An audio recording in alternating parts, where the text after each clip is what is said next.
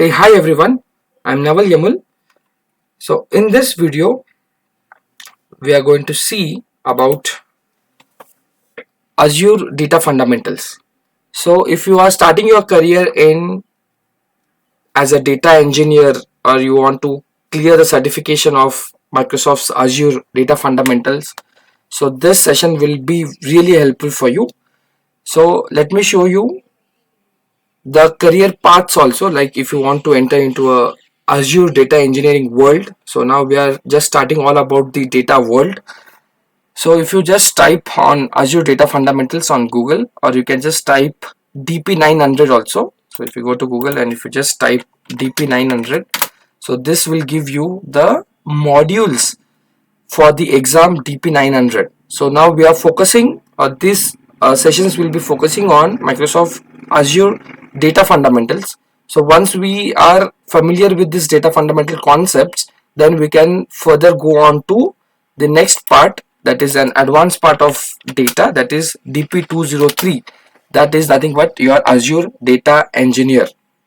So first we'll focus on Azure data fundamentals, and if you like complete these all tutorials, you will definitely clear the exam of DP900 with flying colors.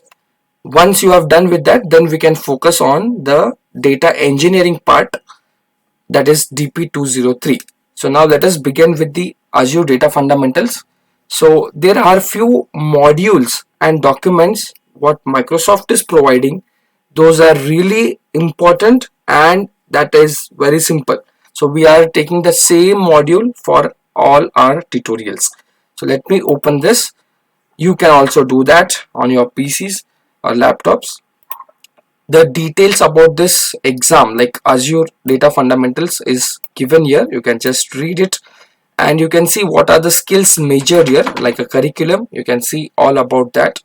So you will be getting one batch with one single star for Azure data fundamentals. For Azure data engineers, you will be getting 2 stars for that.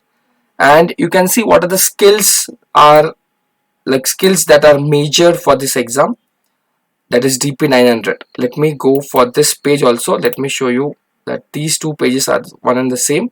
So you can see, yeah.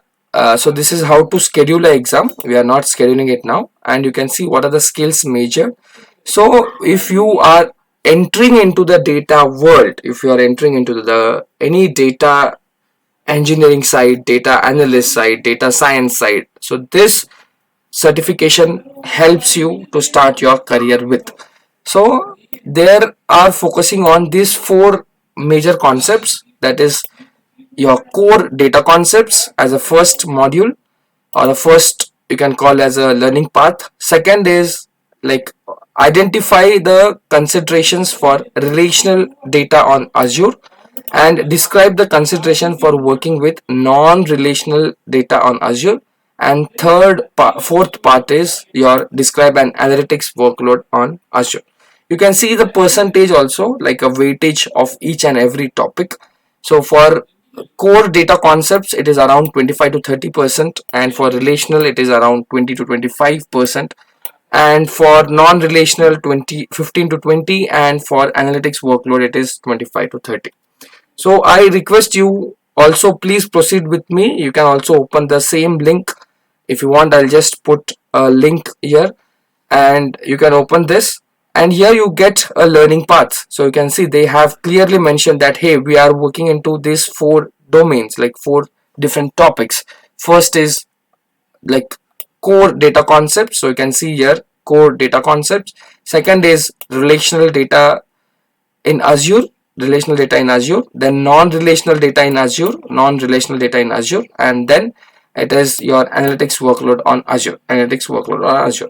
So let us do it one by one. So in this session, we are going to cover on the first topic, that is exploring the core data concept. So let me open this, and inside this we have two modules. It takes almost 45 minutes. You can watch this video and you can start preparing this.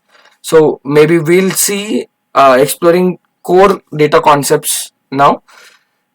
uh, let me read out this first point. So data is the foundational on which all softwares are built.